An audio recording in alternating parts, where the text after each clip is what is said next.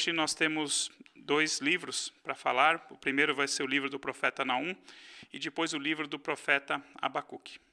O livro do profeta Naum, ele vai tratar sobre a destruição de Nínive, né? Nós vimos na aula passada, no livro do profeta Jonas, que Nínive escapou da destruição, né? O profeta Jonas foi enviado por Deus para pregar juízo contra Nínive, mas Nínive se arrependeu dos seus pecados, temeu a Deus, creu na pregação de Jonas, e por isso Deus não destruiu. Porém, cerca de 140 anos, mais ou menos, veio de fato a destruição de Nínive, né?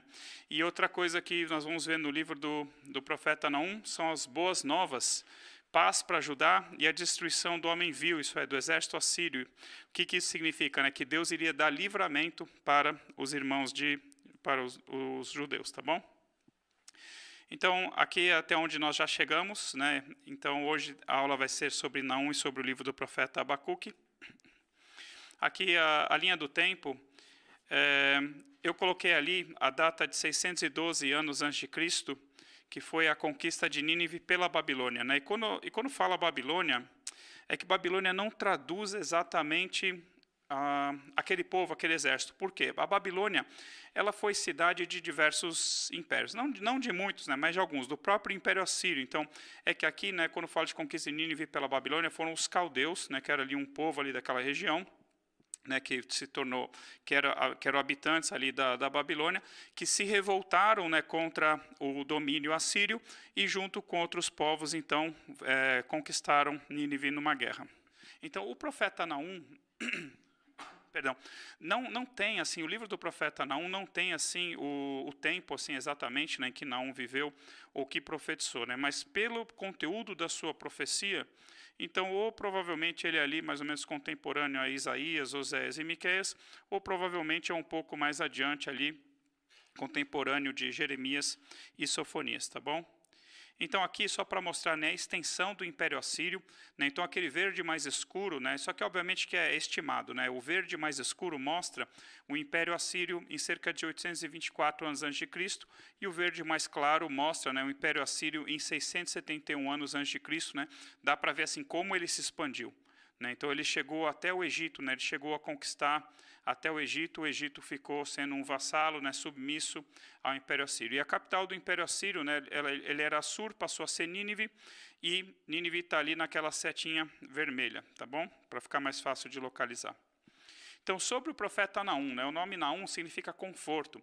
Inclusive, lá no Novo Testamento, né, quando nós vemos Cafarnaum, significa aldeia do conforto. Né? Não necessariamente Cafarnaum era ali a cidade do profeta Naum, porque, na verdade, fala que Naum era eucosita, isso era de uma cidade chamada Eucós, que não tinha localização, que não tem para nós, né, localização muito bem definida, mas provavelmente é uma cidade ali na região da Galiléia, tá bom? Então, Cafarnaum não necessariamente está ligado ao profeta Naum, significa simplesmente aldeia do conforto, né, já que Naum significa conforto.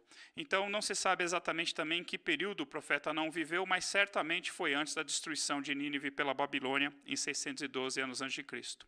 O que é importante saber sobre o livro do profeta Naum? Então, assim, não traz informações claras, né, de época, nem de onde ele viveu, mas como, assim, ele provavelmente é posterior ao profeta Jonas e anterior à destruição de Samaria pela Assíria, né, pelo fato, dele ser provavelmente ali da região da Galileia. Né? Então, se a Síria já houvesse destruído, né, Israel e a região ali do norte, talvez o profeta não teria nascido ali naquela região, não teria vivido, né, naquela região. Tá bom? Então, mas isso é só para dar uma estimativa para nós nos localizarmos mais ou menos na linha do tempo. Então, traz profecias contra Nínive, a capital da Síria, né? Nínive seria destruída e foi conquistada então pela Babilônia em 612 anos antes de Cristo. Israel praticamente não é mencionado, né? Tem só um versículo ali no livro do profeta Naum que cita Israel, mas não cita como se fosse a nação ali naquele momento, tá? Então, pode ser que Israel já tivesse sido destruído pela Síria. Então, pode ser, então, que o profeta Naum é posterior a 722 a.C., mas provavelmente ele nasceu antes ali da destruição. E uma mensagem, né, importante, uma profecia importante, que Deus iria proteger, ajudar contra o exército da Síria. E aqui eu coloquei uma suposição, né, que pode ter se cumprido nos dias do rei Ezequias, rei de Judá, quando Senaqueribe, rei da Síria, veio contra Judá e contra Jerusalém, tá bom? Não assim, é que a profecia de Naum não cita claramente quando que isso aconteceria, mas dados, né, os fatos históricos, né, e o conteúdo de outros livros da Bíblia, eu suponho, né, que os dias de Ezequias, do rei Ezequias, e o que Deus fez contra o exército da Síria seja o cumprimento então dessa profecia. Então aqui eu trouxe alguns versículos. Naum 15, eis sobre os montes os pés do que anuncia boas novas, do que anuncia a paz. Celebra as tuas festas, ó Judá, cumpre os teus votos, porque o homem vil, né, o homem mau, já não passará por ti, ele é inteiramente exterminado. Isaías 52:7, parecido, né? Que formosos são sobre os montes os pés do que anuncia as boas novas, que faz ouvir a paz, que anuncia coisas boas, que faz ouvir a salvação, que diz a Sião, o teu Deus reina. Né? Glória a Deus por isso. Hebreus 4, 1 e 2, temamos, portanto, que sendo-nos deixada a promessa de entrar no descanso de Deus, suceda parecer que alguns de vós tenha falhado, porque também a nós foram anunciadas as boas novas, como se deu com eles, né? Está se referindo àquele povo que foi tirado do Egito, que ouviu, né, as boas novas de salvação, de libertação, mas a palavra que ouviram não lhes aproveitou, visto não ter sido acompanhada pela fé naqueles que a ouviram. Então aqui eu trouxe 3 passagens diferentes falando sobre as boas novas, e lá no final dessa apresentação, né, do conteúdo aqui dessa aula, eu trago mais versículos falando sobre boas novas. Assim, independentemente do contexto, né, se o contexto é sobre salvação, se o contexto é sobre livramento de inimigos, se o contexto é sobre libertação da escravidão. Então, assim, nós vemos várias vezes a questão de boas novas sendo anunciadas na palavra de Deus. Né? E aqui, né, em Hebreus, infelizmente, fala, né, que aqueles que ouviram as boas novas que saíram do Egito, a palavra que foi pregada a eles de boas novas, infelizmente, não foi acompanhada de fé, não creram que iriam entrar na terra prometida, e aí acabaram morrendo no deserto. Né? Então, mas quando Deus traz boas novas, né, Ele está olhando, obviamente, né, assim, para um futuro, seja um futuro próximo, ou seja um futuro distante, mas nós temos que ter fé na palavra do Senhor. Então, no caso, Naum trouxe ali uma palavra de boas novas para Judá, que Judá seria protegido por Deus quando a Síria viesse contra ele, tá bom? E o contexto ali de Isaías 52 tem mais a ver com a salvação mesmo. Então, panorama breve de Naum, né, só tem 3 capítulos. Os 3 capítulos vão falar da sentença de Deus contra Nínive. No capítulo 1, né, nós temos essa promessa de que Judá seria protegido pelo Senhor contra o exército da Síria. É um trechinho bem pequeno, mas é o suficiente para Deus falar e depois cumprir, tá bom? E os capítulos 2 e 3 vão trazer sobre o terrível exército inimigo contra a Síria. Não fala no livro de Naum, né, que esse exército seria o exército da Babilônia, que seriam os caldeus que viriam contra a Síria, mas historicamente nós sabemos que é isso que aconteceu, e tem outros livros da Bíblia que dizem claramente, né, que seria a Babilônia que viria contra a Síria. Então Nínive seria destruída, e Nínive iria também para o cativeiro, assim como outras nações foram levadas por eles, né, para o cativeiro. Então aqui profecias de Naum citadas no Novo Testamento. Então essa aqui é a principal. Né? Então Naum, capítulo 1, versículo 15, né, na primeira parte, eis sobre os montes os pés do que anuncia boas novas, do que anuncia paz. Então, eu coloquei essa observação, né, que essa é somente uma das passagens no Antigo Testamento que vai falar sobre os pés daquele que anuncia boas novas. E lá em Romanos, capítulo 10, de 9 a 17, quando o apóstolo Paulo cita, então, né, eu destaquei ali aquele contexto ali em vermelho, ó, como está escrito. Então o apóstolo Paulo está citando uma profecia do Antigo Testamento, falando assim, ó, quão formosos são os pés que anunciam coisas boas. Então, o apóstolo Paulo, ele coloca essa profecia no contexto de salvação, né, do contexto da pregação do Evangelho que traz salvação eterna, né, para as nossas almas, para o nosso espírito e para o nosso corpo que vai ser glorificado, vai ser imortalizado, tá bom? E eu coloquei ali uma observação, né, que Isaías 52:7, que é aquela passagem que eu li também no slide anterior, é mais próximo de Romanos 10:15 do que Naum 15a. Por quê? Porque lá em Isaías 52:7 fala especificamente, né, quão formosos são os pés do que anunciam coisas boas. E aqui só está falando aí sobre os montes, os pés que anunciam boas novas. E que nem eu comentei, né, o contexto de Isaías tem muito mais a ver com a salvação do que o contexto de Naum. Né? Então o contexto de Naum é mais assim, boas novas, olha, vocês não vão ser destruídos pela Síria, Judá. Boas novas do mesmo jeito, né? Porque imagina que você é um morador de Judá daquela época, e o exército da Síria tem vindo, destruído todas as nações, destruiu a Israel, conquistou a Samaria, levou seus habitantes cativos, e agora trazem notícias para você, falando assim, olha, e agora o exército da Síria está vindo contra nós. Aí vem alguém correndo e fala assim, olha, eu tenho boas novas. Eu tenho boas novas para nós. Quais são as boas novas? Um dia vai vir um filho de Davi que vai nos dar a salvação eterna. Oh, glória a Deus por isso. Mas e com relação à Síria? O profeta falou alguma coisa com relação à Síria? Nós vamos ser destruídos. Não, então péssima notícia. Não, calma, tem boas novas. Nós vamos ser libertos, né, de Judá. Judá vai ser liberto da Síria. Né? Então, Isaías é anterior a Naum, já havia profetizado a salvação eterna.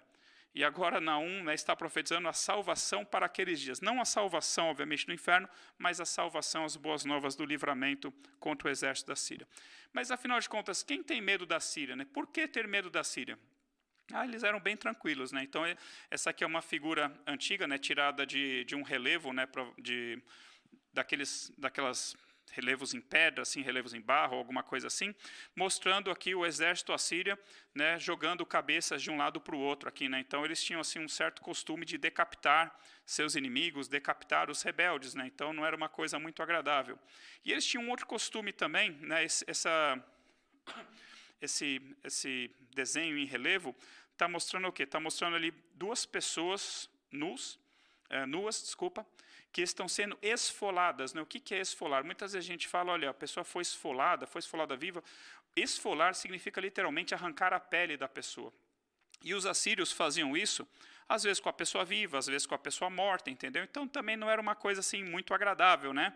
Então quem tem medo da Síria? Ninguém, ele é simplesmente um povo que gosta de decapitar os outros e arrancar a pele dos seus prisioneiros vivo, né, para torturá-los, entendeu? Então assim, havia um certo motivo para se ter medo da Assíria. Mas é muito importante que os irmãos entendam que foi Deus quem levantou a Assíria e é o próprio Deus de Israel quem iria derrubar a Assíria. Então lá no livro do profeta Isaías, já estava profetizado isso, né? Então, Isaías 10, 5 a 17, eu vou ler só aqueles trechos ali que estão em vermelho. Ai da Assíria, cetro da minha ira, a vara em sua mão é um instrumento do meu furor. Então, Deus está falando o seguinte, eu usei a Assíria para trazer a minha ira e o meu furor contra as nações. Então, aí, lendo aquele outro trechinho, olha, por isso acontecerá que, havendo o Senhor acabado toda a sua obra no Monte Sião e em Jerusalém, então castigará a arrogância do coração do rei da Síria e a desmedida altivez dos seus olhos. Isso é, Deus iria permitir que a Síria chegasse até Judá, Deus iria permitir que algumas cidades de Judá de fato fossem conquistadas, né? Sobraram poucas cidades, quando a Síria veio contra Judá, sobraram poucas cidades muradas, né? As aldeias praticamente foram destruídas pela Síria. Então Deus fala assim, depois que eu acabar toda a minha obra no Monte Sião, isso é, depois que eu trouxer a opressão da Síria contra esse povo pecador, eu vou dar o meu livramento e eu vou destruir, eu vou castigar a arrogância do coração do rei da Síria.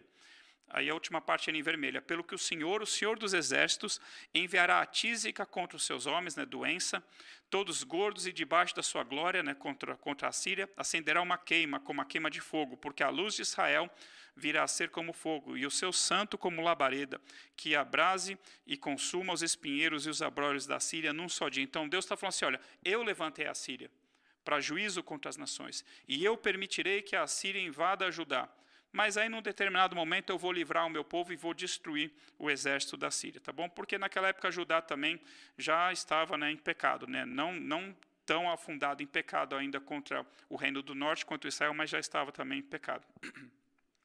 Então, Nínive, né, que era a capital do Império Assírio naquela época, cerca de 140 anos, talvez antes, né, recebeu a visita do profeta Jonas, se arrependeram e Deus não destruiu. Porém, agora, né, nos dias de Naum, vem a profecia, então, sobre a destruição de Nínive novamente, e dessa vez Nínive não escaparia.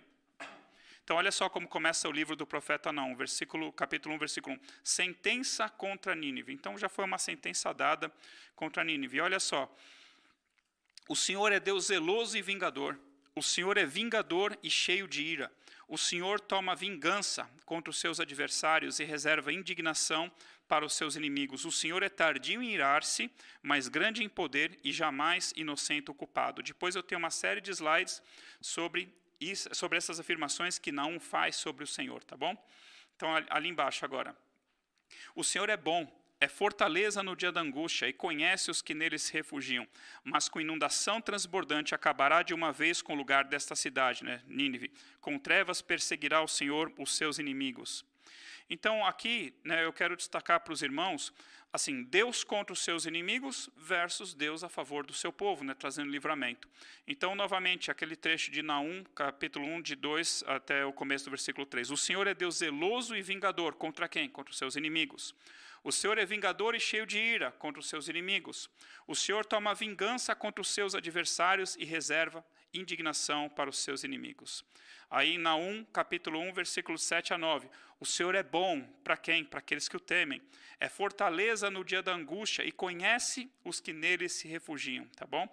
Então, de um lado, Deus é terrível contra os seus inimigos, e do outro lado, Deus é bom para aqueles que o temem, para aqueles que nele esperam, para aqueles que nele se refugiam, tá bom? E só lembrando que Jesus Cristo morreu por nós quando nós ainda éramos seus inimigos, tá bom? Então, a graça de Deus, né? Então, no Antigo Testamento, nós vemos muito o juízo de Deus, nós vemos, obviamente, a lei de Deus operando e o juízo de Deus. E no Novo Testamento, né, até um certo ponto, nós vemos a graça e depois, obviamente, lá em Apocalipse, nós vamos ver novamente o juízo de Deus contra as nações e contra aqueles que não creram na verdade e deram créditos à mentira, né, que nem nós falamos nas aulas sobre escatologia, tá bom? Então, mais versículos, né, falando assim, Deus contra os seus inimigos e Deus a favor do seu povo, né, daqueles que o temem. Então, de ti, Nínive, sai um que maquina o mal contra o Senhor, Senaqueribe, né, nos dias do rei Ezequias. Um conselheiro vil, assim diz o Senhor, por mais seguro que estejam os assírios e por mais numerosos que sejam, ainda assim serão exterminados e passarão. Aí Deus falando para o seu povo, eu te afligi, meu povo, mas não te afligirei mais. Mas de sobre ti, Judá, quebrarei o jugo deles e romperei os teus laços. Então, aqui está então, a promessa de livramento para Judá. Olha, Deus vai permitir, né, que vocês sejam oprimidos até certo ponto, né, pelo exército da Síria, mas depois depois de Deus estar satisfeito, né, com o castigo infligido pela Síria contra os judeus, Deus daria o livramento a eles. Então, essas eram as boas novas. Porém, contra ti, Assíria, o Senhor deu ordem que não haja posteridade que leve o teu nome. Da casa dos teus deuses exterminarei as imagens de escultura e de fundição. Farei o teu sepulcro, porque és vil. Aí, aquela profecia, né, eis sobre os montes os pés do que anuncia boas novas. Quais boas novas estão sendo anunciadas aqui? Livramento contra a Síria. Do que anuncia paz. Celebra as tuas festas, ó Judá, cumpre os teus votos, porque o homem vil já não passará por ti. Ele é inteiramente exterminado. Então, a Síria conquistou, de fato, a Samaria, né, a capital de Israel, o Reino do Norte. E aí eu trago, então, para os irmãos, um versículo de 2 Reis 18, de 9 a 12. Desculpa, ali está errado, deveria ser 2 RE, não RS, tá bom? Então, no 4º ano do rei Ezequias, que era o 7º ano de Oséias, rei de Israel, subiu Salmaneser, rei da Assíria, contra Samaria e a cercou. E ao cabo de 3 anos, Samaria foi tomada. Sim, no ano 6º de Ezequias, que era o 9º do rei Osés, rei de Israel, Samaria foi tomada pela Síria. O rei da Síria transportou Israel para a Síria e fez habitar em Ala, junto a Habor e ao rio Gozã, na cidade dos Medos. Porquanto, então, por que Samaria foi destruída? Porquanto não obedeceram à voz do Senhor seu Deus, antes violaram a sua aliança e tudo quanto Moisés, servo do Senhor, tinha ordenado. Não ouviram nem o fizeram. Então aqui é um resumo, né, por que o reino do norte foi destruído, por que ele foi conquistado pela Síria e por que no final das contas o reino de Judá não foi conquistado pela Síria. Porque Judá ainda era fiel ao Senhor, o rei Ezequias foi um rei muito bom, né, um dos melhores reis ali de Judá, tá bom? Então, olha só, no 4º ano do rei Ezequias, a Síria veio e cercou a Samaria, capital do Reino do Norte. Aí nós vamos ver agora que 10 anos depois, Isaías 36, 1 e 2, traz assim, ó, no ano 14º do rei Ezequias, então 10 anos depois, que a Síria veio contra Samaria, veio então a Síria contra Judá. Subiu Senaqueribe, rei da Síria, contra todas as cidades fortificadas de Judá e as tomou. Então Deus permitiu que muitas cidades de Judá fossem conquistadas. O rei da Síria enviou Rabsaqué de Laquis, né, uma das cidades fortificadas de Judá, para Jerusalém, para afrontar o rei Ezequias, para afrontar o Senhor dos Exércitos, né? E aí então eu trago aqui as passagens de Isaías, né, que detalham, né, como o Rabsaque afrontou ao rei Ezequias, como o Rabsaque afrontou ao rei de Israel. E aí o rei Ezequias, ele pede, né, para alguns emissários irem até o profeta Isaías e falam: olha, assim diz Ezequias, esse dia é dia de angústia. Então, olha só, Naum profetizou o seguinte, né, que Deus é refúgio no dia da angústia. Então, Ezequias está falando: olha só, agora é dia de angústia, dia de castigo e de opróbrio, porque filhos são chegados à hora de nascer e não há força para dá-los à luz. Porventura o Senhor teu Deus, né, fala assim para Isaías, porventura o Senhor teu Deus terá ouvido as palavras de Rabsaque, a quem o rei da Síria, seu senhor, enviou para afrontar o Deus vivo, e repreenderá as palavras que o Senhor ouviu? Daí vem a resposta de Deus. Então Isaías consulta a Deus e Deus responde: assim diz o Senhor, não temas por causa das palavras que ouviste, com as quais os servos do rei da Síria blasfemaram contra mim. Eis que meterei nele um espírito, e ele, ao ouvir certo rumor, voltará para a sua terra, e nela eu o farei cair morto à espada. Então, o que aconteceu, né?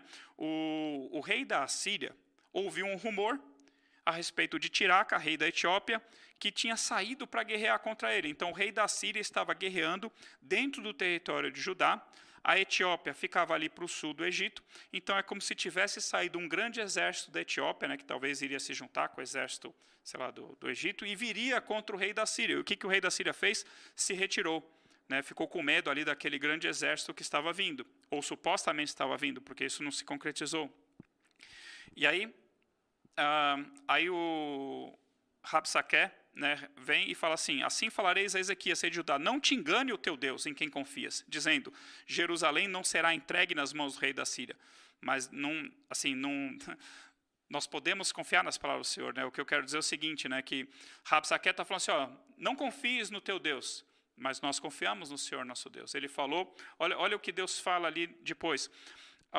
Então Ezequias ora, né, ele pega aquela carta, estende diante do Senhor e fala assim: ó Senhor dos exércitos, Deus de Israel, que estás entronizado acima dos querubins, tu somente és o Deus de todos os reinos da terra, tu fizeste os céus e a terra, inclina ao Senhor os ouvidos e ouve.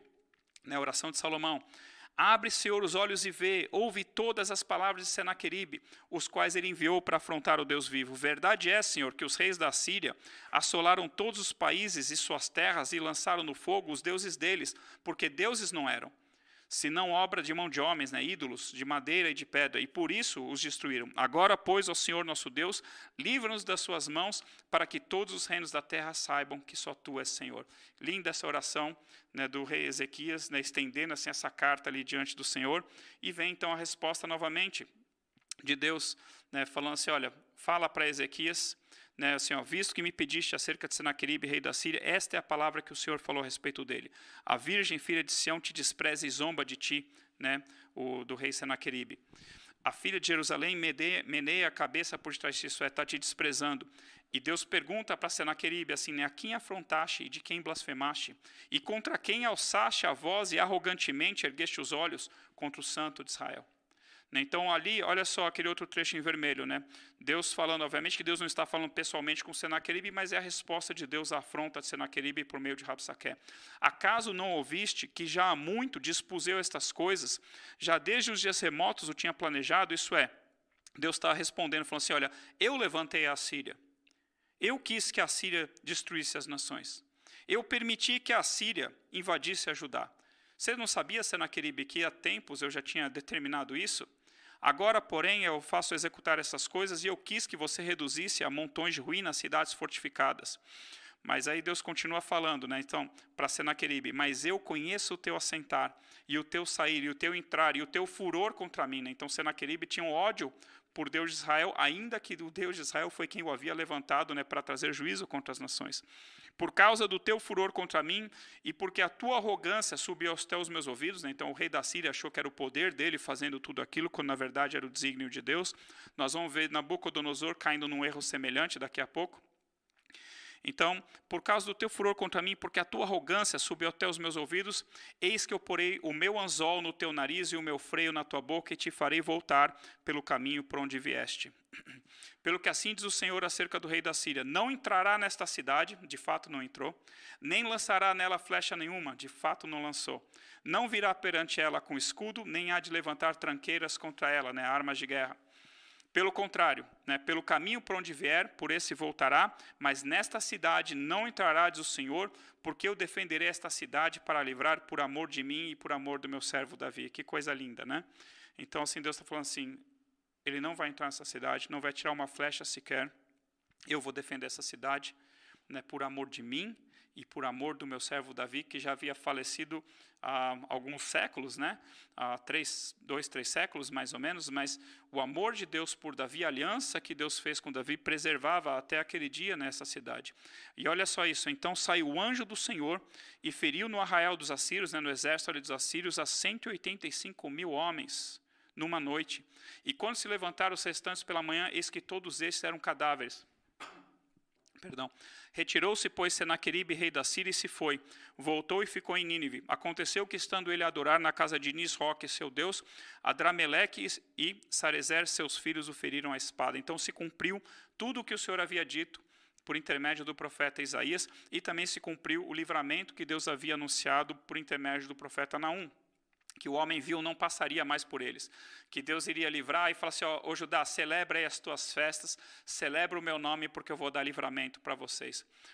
Então olha só que coisa interessante, nós estamos vivendo esse período de pandemia, e no Brasil chegou quase talvez a 5.000 mortos por dia, por causa do coronavírus, graças a Deus esse número já está mais baixo, mas imagina então Deus mandar uma praga e só numa noite morrer 185.000 pessoas. Então, se os brasileiros já estavam assustados com cerca de 5.000 mortos por dia, imagina Deus enviar uma praga que numa única noite morrem 185.000 dias. Então, dá para entender porque que o exército da Síria fugiu amedrontado também. Então, a destruição de Nínive. O destruidor sobe contra ti, ó Nínive. Esse destruidor era Nabucodonosor, não cita o nome aqui dele, mas nós vemos pela sequência e pelos outros livros, bom? Dos outros livros da Bíblia. As comportas dos rios se abrem e o palácio é destruído. Está decretado, a cidade rainha, Nínive, está despida e levada em cativeiro. As suas servas gemem como pombas e batem no peito. Então, olha só o medo do exército, o medo dos ninivitas, o medo dos assírios com relação a Nabucodonosor e a Babilônia. Levem os tesouros de Nínive não têm fim, sua riqueza é incalculável. A cidade é saqueada e fica vazia e arruinada, corações se derretem e joelhos vacilam, o povo fica angustiado, de rosto pálido, tremendo de medo. Então aquele exército poderoso, que metia medo nas nações, porque decapitava os seus inimigos, esfolava vivo ou morto os seus prisioneiros e os que se rebelavam contra o rei, estava tremendo de medo. Agora era a sua vez de tremer de medo, agora por causa dos caldeus, bom? Então aqui, olha só, aquela segunda passagem, Naum 3, de 3 a 16.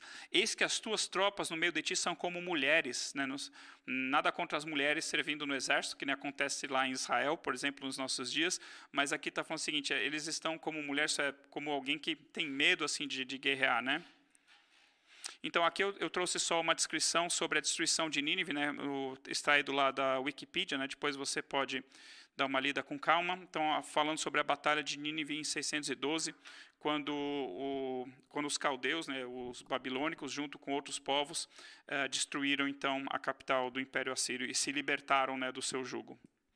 Então, conhecendo um pouco mais a Deus, então eu peguei aquela frase de Naum, olha só, o Senhor é Deus zeloso, olha só quantas coisas que ele fala que Deus é, bom?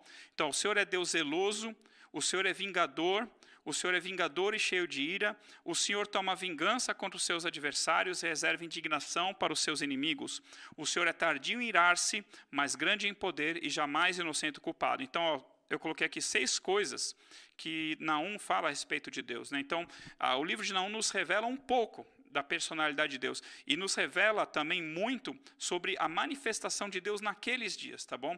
Então, se hoje se fala muito que Deus é amor, porque nós estamos no tempo da graça, né? Mas, acima de tudo, Deus é santo. Afinal de contas, o Espírito Santo se chama Espírito Santo e não Espírito de amor, nem Espírito vingador, ele se chama Espírito Santo, tá bom? Mas fala assim, olha, Deus é zeloso, eu coloquei, do que Deus é zeloso? Do seu nome, da sua palavra, da sua aliança, né? Que nem nós vimos Deus falando assim, olha, por amor a Davi, eu vou proteger essa cidade. Então, Davi já tinha morrido há 2 séculos, mas óbvio, né, que para Deus todos vivem, né, como está escrito lá como o próprio Jesus fala, né, contra os saduceus, né, que Deus é Deus de vivos e não de mortos, porque para eles todos vivem, para ele todos vivem. Então, Deus é vingador contra os seus adversários, Deus é cheio de ira contra os seus adversários, Deus é tardio em irar-se. Então, assim, se Deus está irado naquele momento contra a Síria, Deus demorou para se irar.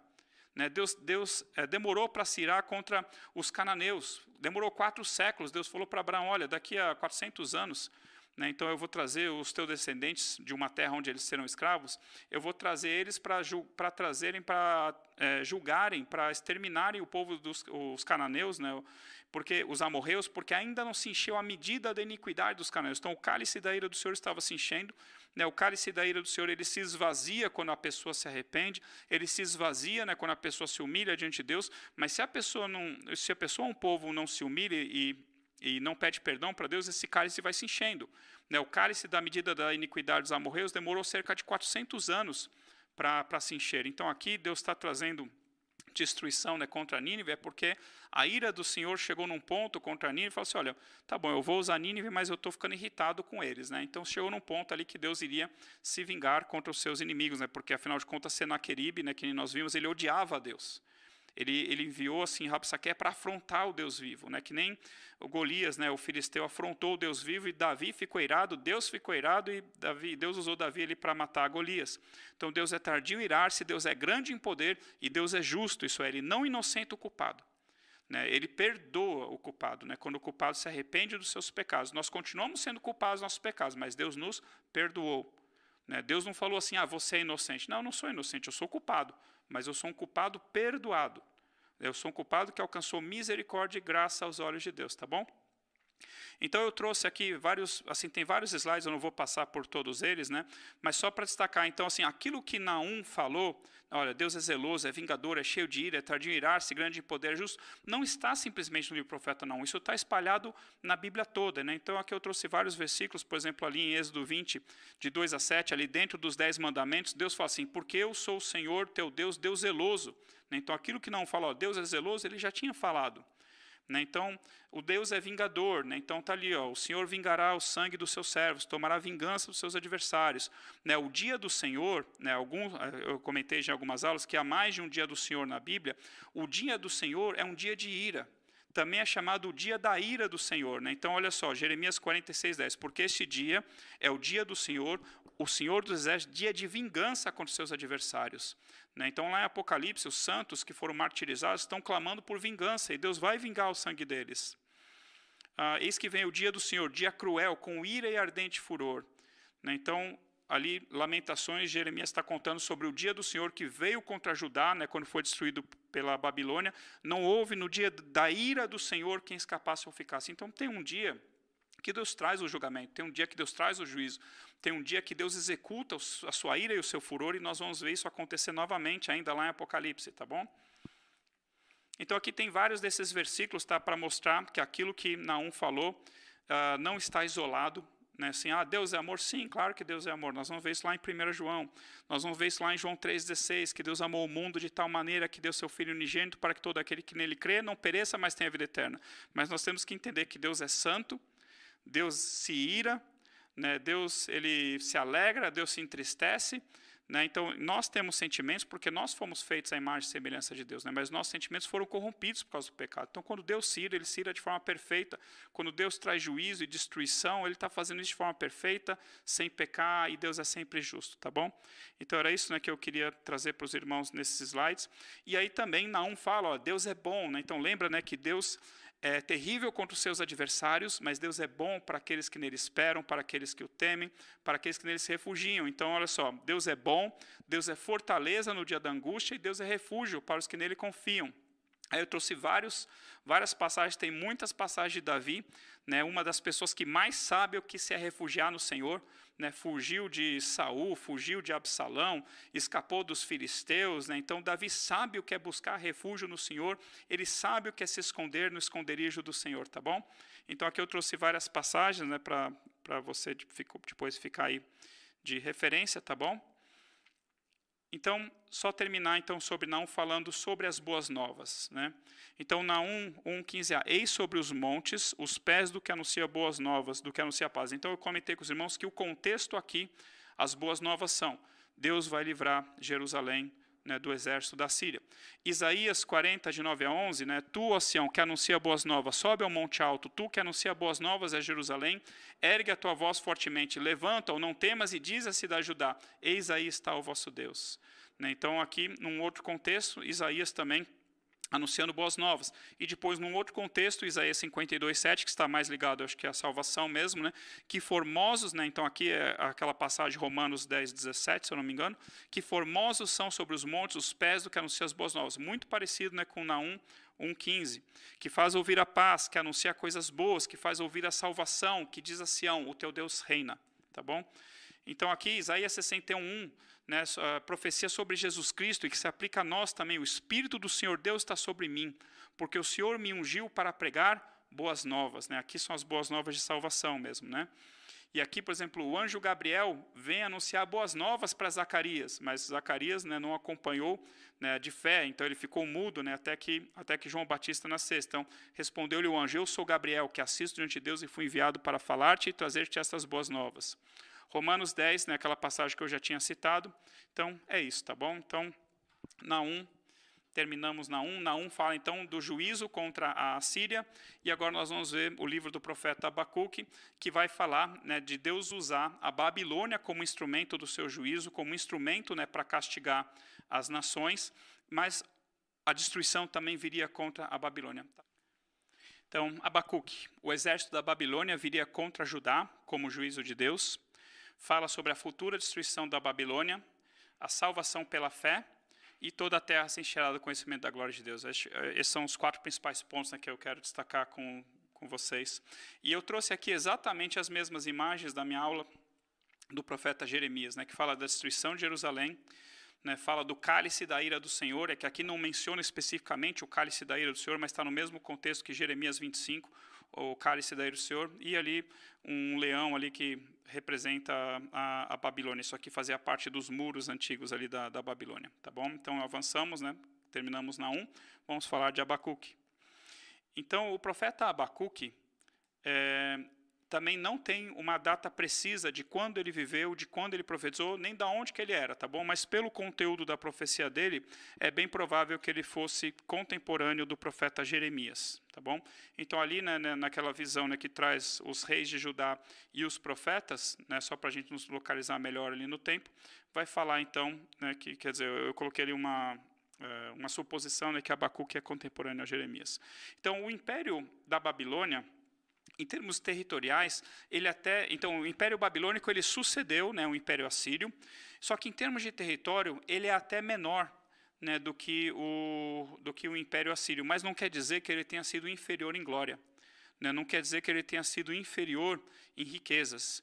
Né? Na verdade, né, no sonho de Nabucodonosor em Daniel 2, nós vemos que ele é a cabeça de ouro. Né? Então, a estátua, né, começa com a Babilônia, a cabeça de ouro, nem cita, né, a Síria, né, que já havia sido destruída, né, mas Nabucodonosor é a cabeça de ouro, e lá em Daniel 2 fala assim, olha, depois de ti se levantará um outro reino inferior ao teu, né, vai falar dos medo-persas. Então, talvez assim a Babilônia não teve uma extensão territorial tão grande quanto a Síria, mas provavelmente em glória, em poder, em riqueza, talvez tenha suplantado, tá bom? Por exemplo, né, a Babilônia não chegou a conquistar definitivamente o Egito, né? Chegou a fazer incursões militares contra o Egito, mas não subjugou o Egito, né, que nem conseguiu a Síria.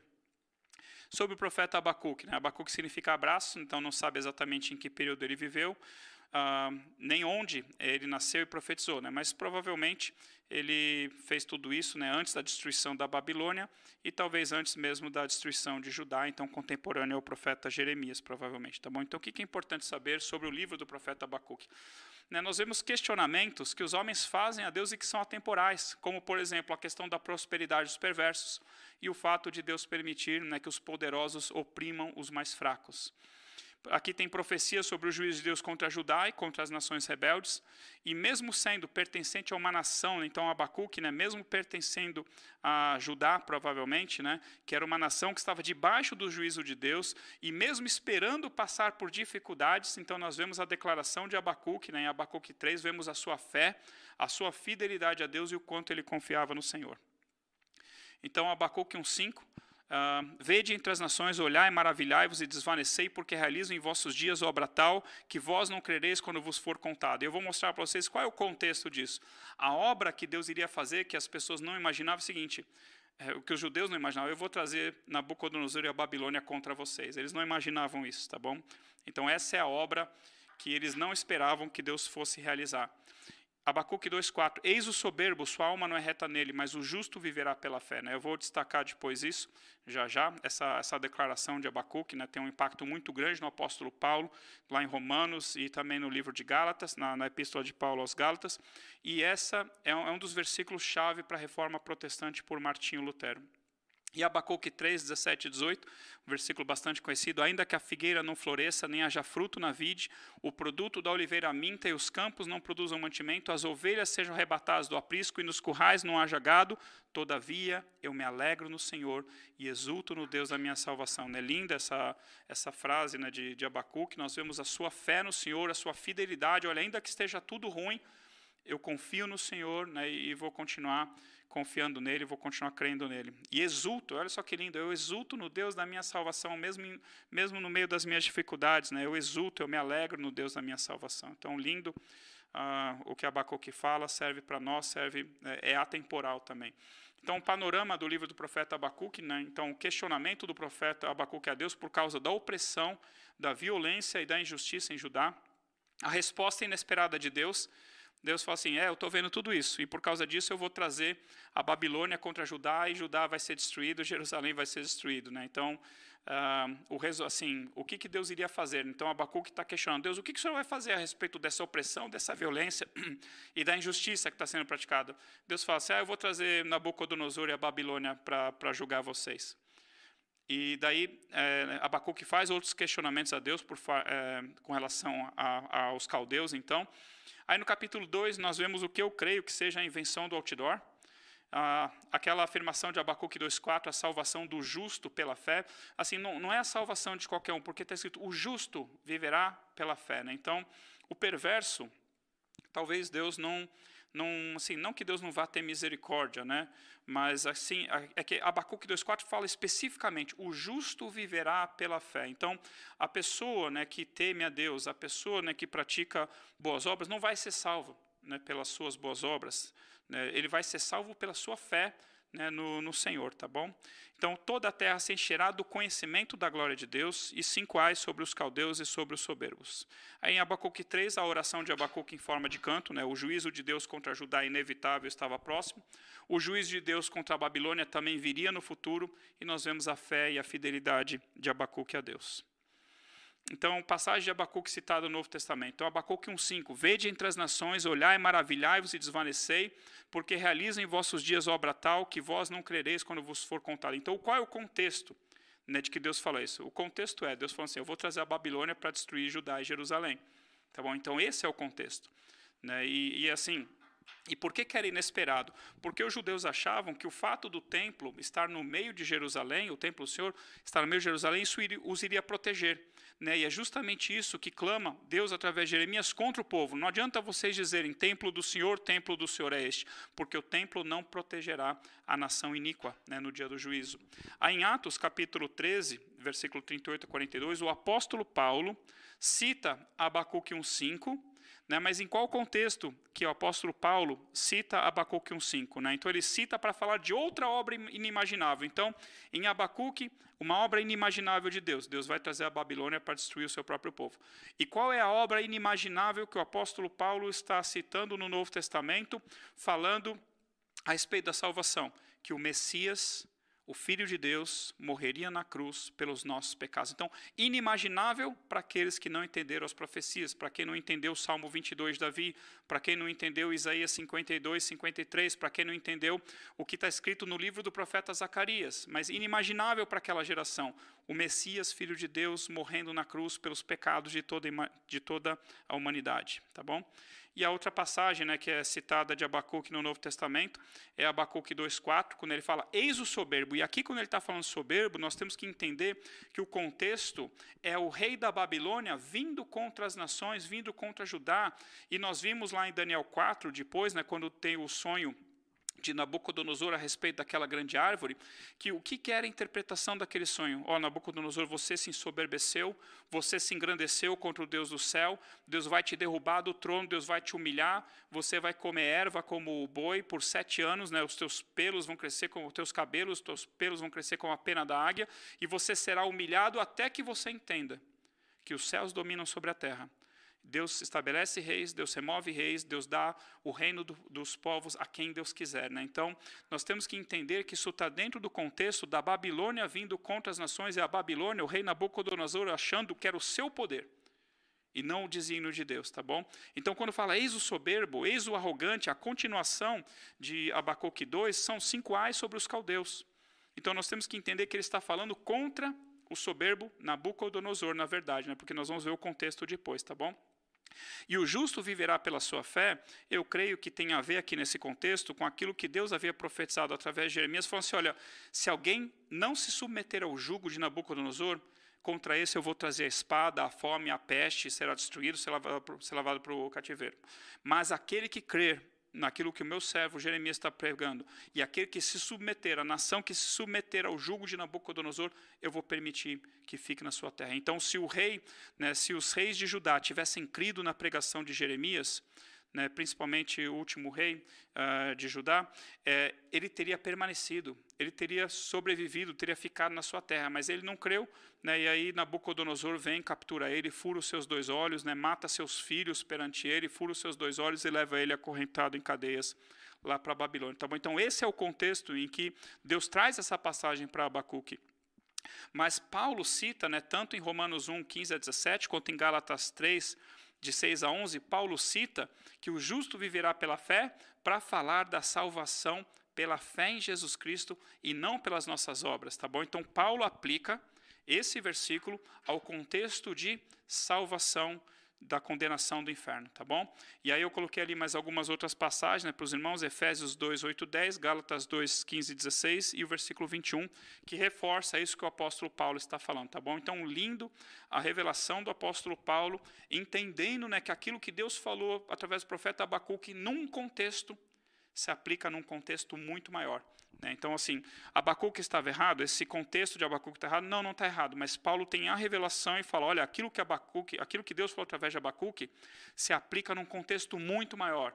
Não é simplesmente alguém que vai escapar da destruição de Nabucodonosor pela sua fé, por obedecer a Deus, por submeter ao jugo, né, da Babilônia, mas é de alguém que vai crer na obra do Senhor e vai ser salvo da condenação do inferno, tá bom?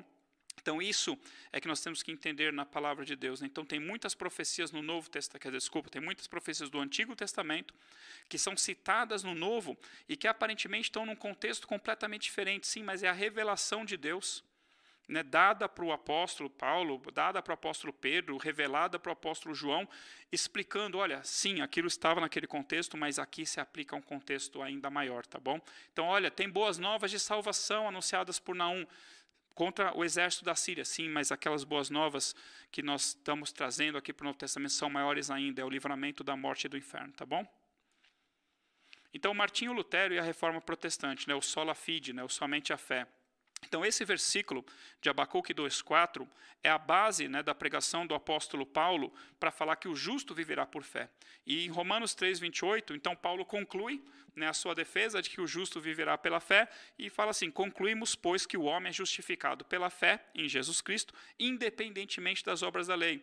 Então, eu trago ali, né, um trecho ali do Wikipedia, né, falando assim que essa foi a base, né, para Martinho Lutero combater a venda de indulgências pela Igreja Católica lá em 1517. Né? Então, a Igreja Católica estava vendendo indulgências, né, como se fosse uma forma de perdoar os pecados das pessoas. Olha, se você comprar esse decreto papal, a tua família, você vai ser perdoado dos seus pecados, e os seus parentes, seus antepassados que estão sofrendo lá no purgatório, eles terão o seu sofrimento aliviado, e o tempo deles no purgatório, né, nós não cremos em purgatório, mas era a doutrina deles, o sofrimento deles no purgatório vai ser abreviado. E Martinho Lutero se revolta contra aquilo, né, e por revelação, né, de Romanos, ali, capítulo 1, 16, 17, né, que vem lá de Abacuque, olha, o justo viverá pela fé. Então, sola fide, a única forma do homem ser salvo é através da fé em Jesus Cristo.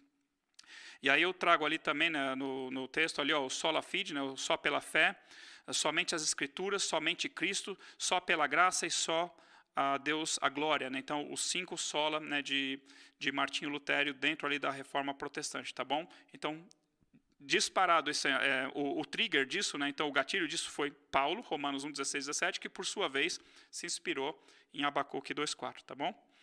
Então, os pecados de Judá e perguntas atemporais, né? São perguntas que gerações fazem a Deus. Né? Então, assim, até quando, Senhor, clamarei eu e tu não me escutarás? Então, não sei se você já clamou a Deus e não foi ouvido. Na verdade, uma vez eu preguei sobre isso, né? Assim, não é que Deus não te ouve, Deus ouve até murmuração daqueles que lhe odeiam. Deus ouviu, mas Deus se calou, Deus não quis responder na hora, ou Deus respondeu depois, entendeu? Então, não é que Deus não está escutando o profeta Abacuque, Deus simplesmente não queria responder nada, talvez naquela hora.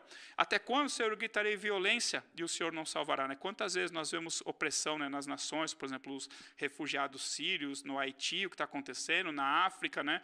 E Deus, o Senhor não vai fazer nada, olha só, tem crianças morrendo. E por que Deus, o Senhor me mostra a iniquidade, me faz ver a opressão? Né? Por que o Senhor permite que essas coisas aconteçam? Então, são perguntas atemporais. Né? Então, Abacuque 1,13, né? Abacuque também fala assim, ó, Senhor, tu és tão puro de olhos que não podes ver o mal, e a opressão não podes contemplar. Por que, pois, toleras os que procedem perfidamente? Por que o Senhor permite isso? Até quando o Senhor vai se calar, né, pelo fato do perverso devorar aquele que é mais justo do que ele? Então, essas perguntas, né, não são exclusivas de Abacuque. Né, nós vemos esse questionamento no Salmo 73. O próprio Jeremias, né, capítulo 12, versículo 1, ele fala assim, ó, justo é, Senhor, quando entro num pleito contigo, contudo falarei contigo dos teus juízos. Porque prospera o caminho dos perversos e vivem em paz todos que procedem perfidamente. Então, eu quero mostrar para os irmãos, então assim, Judá estava em pecado, né? Judá estava num contexto ali de violência contra o pobre, contra o órfão, contra a viúva, contra o necessitado, né? Havia iniquidade, havia opressão, e o profeta Abacuque está clamando, Senhor, por que o Senhor permite isso? Ou até quando o Senhor permitirá isso? E Deus não necessariamente vai responder naquele momento, tá bom? Mas um lembrete para você e para mim, isso não durará para sempre.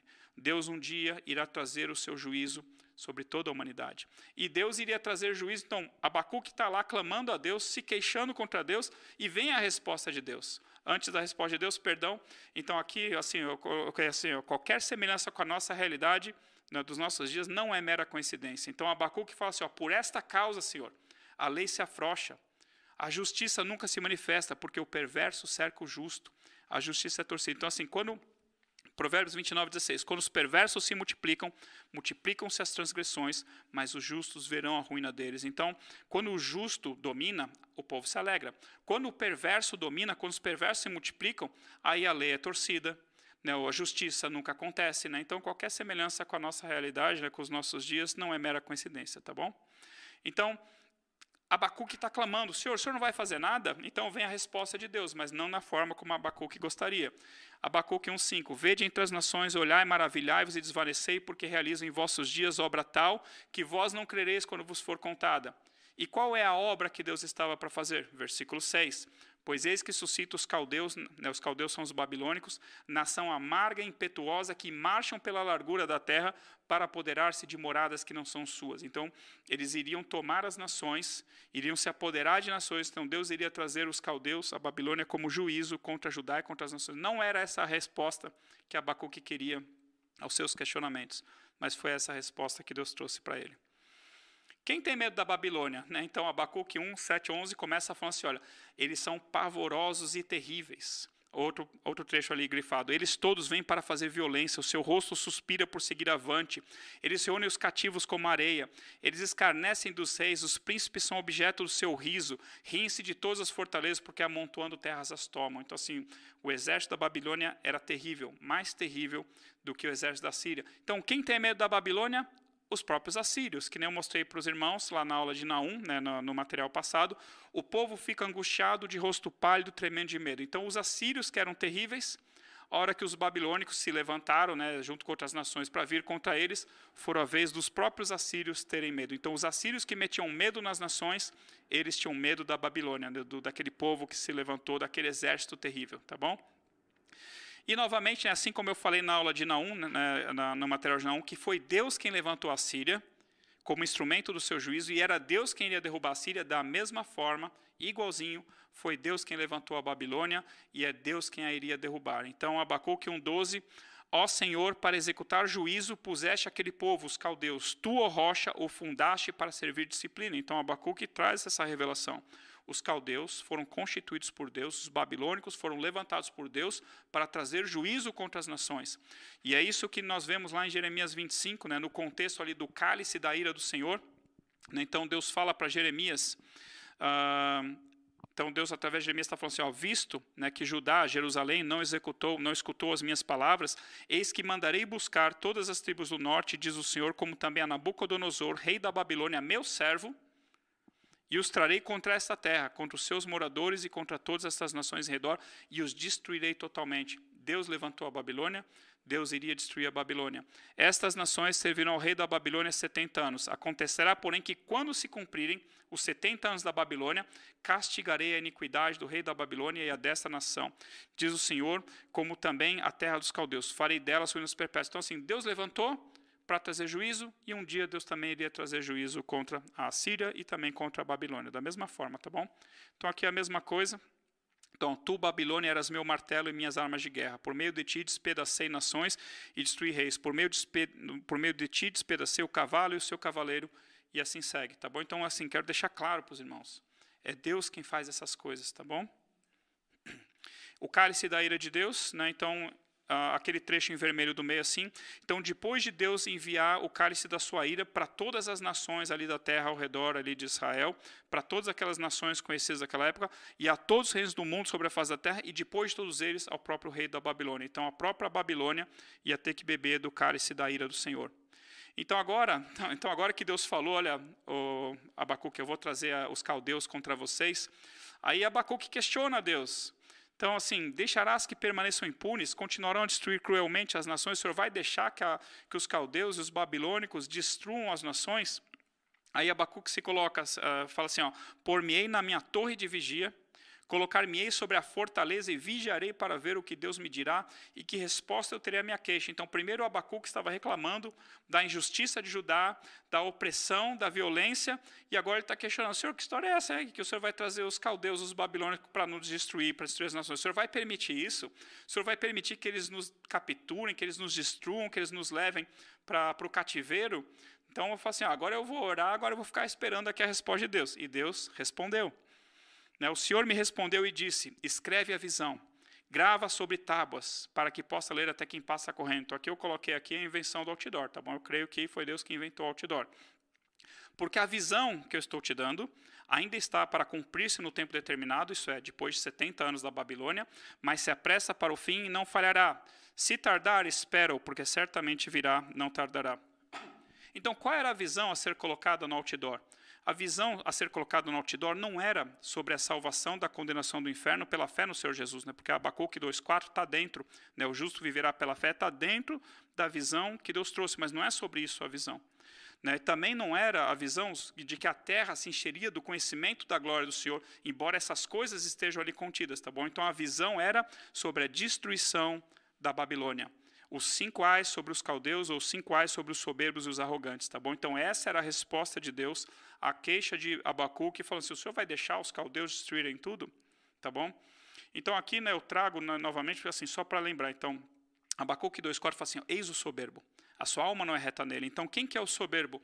Nabucodonosor, Daniel capítulo 4, né, a interpretação ali do sonho da grande árvore que eu já comentei. Então, Agora, pois, eu, Nabucodonosor, louvo e exalto e glorifico ao Rei do céu, porque todas as suas obras são verdadeiras e os seus caminhos justos, e pode humilhar aos que andam na soberba. Então, Deus humilhou o soberbo, o próprio Nabucodonosor, e Nabucodonosor aprendeu a lição. Tá bom? Então, eis o soberbo, sua alma não é reta nele, mas o justo viverá pela fé. O arrogante, também falando do soberbo, de Nabucodonosor, cuja gananciosa boca se escancara como o sepulcro, é como a morte, que não se farta. Ele ajunta para si todas as nações e congrega todos os povos. Então, Nabucodonosor saiu conquistando as nações, tá bom? Saiu destruindo as nações. Então, o primeiro ai é contra ele, o soberbo, tá bom? Eis o soberbo. Então, desculpa, ai daquele que acumula o que não é seu, e até quando, Senhor? Né? E daquele que assim mesmo se carrega de penhores. Então, aqui está falando que as nações que foram destruídas pela Babilônia, um dia se levantariam e destruiriam a Babilônia. Tá bom? Então, esse é o primeiro ai contra a Babilônia. Segundo ai, ai daquele que ajunta em sua casa bens mal adquiridos para pôr em lugar alto o seu ninho, a fim de livrar-se das garras do mal. Último trechinho ali. Porque a pedra clamará da parede e a trave lhe responderá madeiramente. Isso é, vai ter vingança. A destruição que a Babilônia fez, né, para juntar tesouros, teria vingança um dia. Ai daquele que edifica a cidade com sangue e o fundamento com iniquidade. Né, e aqui tem aquele trecho. Né, então, pois a terra se encherá do conhecimento da glória do Senhor, como as águas cobrem o mar. Ai daquele que dá a beber ao seu companheiro, misturando a bebida o seu furor, e que o embebeda para lhe contemplar as vergonhas. Então, Deus falou assim, olha, da mesma forma que você humilhou e que você trouxe violência contra as nações, isso também cairá sobre a tua cabeça. Né? A mesma violência, a mesma humilhação cairá sobre você, Babilônia. E ai daquele que diz a madeira, acorda, e a pedra muda, desperta, pode o ídolo ensinar? Eis que está coberto de ouro e de prata, mas no seu interior não há folha nenhum. Então, ai da Babilônia, idólatra também, tá bom? Então, essa era a visão. Os 5 ais contra os caldeus, os 5 ais contra a Babilônia, os 5 ais contra o soberbo personificado ali em Nabucodonosor, tá bom? Então, para terminar, né, aqui, a glória do Senhor versus o conhecimento da glória do Senhor. Então, Números 14, 19 a 23... Deus fala através de Moisés assim, ó, toda a terra se encherá da glória do Senhor. Então, até aquele momento, por algum motivo, a terra não estava toda cheia da glória do Senhor, mas Deus fala assim, ó, porém, tão certo como eu vivo, e como toda a terra se encherá da glória do Senhor, nenhum desses homens que espiaram, né, a Canaã e não creram em mim, nenhum desses homens que saíram do Egito e viram os meus milagres vão entrar na terra prometida. Então, é uma promessa de Deus. Deus cumpriu essa promessa. Esses homens não vão entrar na terra prometida. Então, a outra parte da promessa é toda a terra se encherá da glória do Senhor. Deus falou, vai se encher da minha glória. Então, primeiro, a terra se encherá da glória do Senhor. Em algum momento, a terra se encheu da glória do Senhor, porque lá em Isaías 6, de 1 a 3, na visão do rei Uzias, né, no ano da morte do rei Uzias, Isaías tem uma visão do trono de Deus, e ele vê serafins clamando uns para os outros, santo, santo, santo, é o Senhor dos exércitos, toda a terra está cheia da sua glória. Então, Deus havia prometido para Moisés, toda a terra se encherá da minha glória. E aqui Isaías 6, toda a terra já está cheia da minha glória. Em que momento exatamente isso aconteceu, eu não sei, mas Deus está falando, né? Os serafins estão falando, já se encheu da glória do Senhor. E é o que vem depois disso? Então, olha só, Deus iria encher a terra com a sua glória, e Deus está falando, eu já enchi a terra com a minha glória. E agora? Agora é necessário que os homens entendam que a terra está cheia da minha glória. É necessário que os homens conheçam a minha glória. Então, Isaías 11:9, não se fará mal nem dano algum em todo o meu santo monte, está falando a respeito do milênio, porque a terra se encherá do conhecimento do Senhor, como as águas cobrem o mar. Abacuque 2, 13 e 14, nesse mesmo contexto, pois a terra se encherá do conhecimento da glória do Senhor, como as águas cobrem o mar. Então, primeiro Deus prometeu, vou encher a terra com a minha glória. Depois Deus encheu a terra com a sua glória. E agora Deus está falando, eu vou encher a terra agora do conhecimento da minha glória. A glória do Senhor não abandonou a terra. Mas agora o homem precisa entender e conhecer a glória do Senhor. E o que o apóstolo Paulo fala para nós? Então, o meu comentário ali, a terra não deixou de estar cheia, a terra não se esvaziou da glória do Senhor. A terra está tomando conhecimento do Senhor Jesus Cristo e da sua glória, mediante a pregação do Evangelho e a revelação dos filhos de Deus.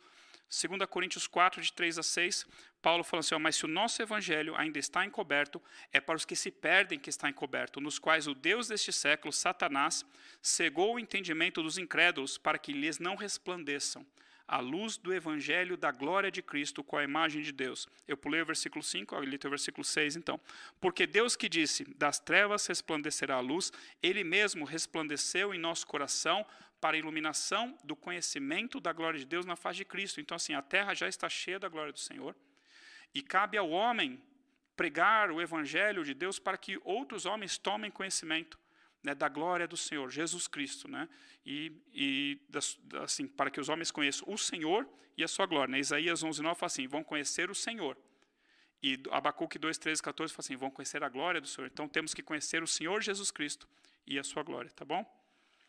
Então aqui só terminando a oração do profeta Abacuque, né? Então o último trechinho ali, de Abacuque, capítulo 3, ainda que a figueira não floresça, nem haja fruto na vide, o produto da oliveira minta, e os campos não produzam mantimento, as ovelhas sejam arrebatadas do aprisco e nos currais não haja gado, isso é, ainda que tudo dê errado, tudo vá mal, todavia eu me alegro no Senhor, exulto no Deus da minha salvação. Uau, né? Isso é que é fé e fidelidade ao Senhor, tá bom? O Senhor Deus é minha fortaleza e faz os meus pés como os da corça, e me faz andar altaneiramente, isso é, a confiança no Senhor, tá bom? Então, Abacuque, sensacional, né, cheio de coisas lindas.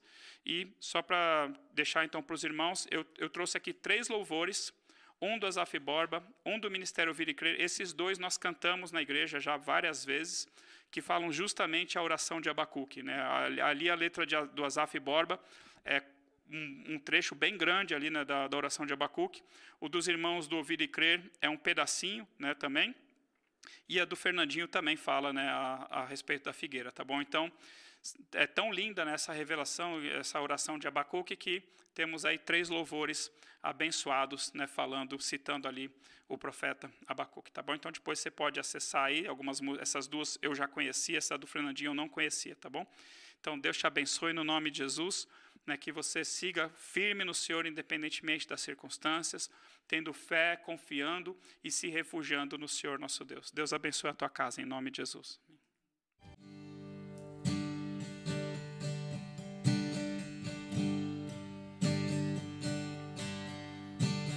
Veio o Senhor minha vida oferecer.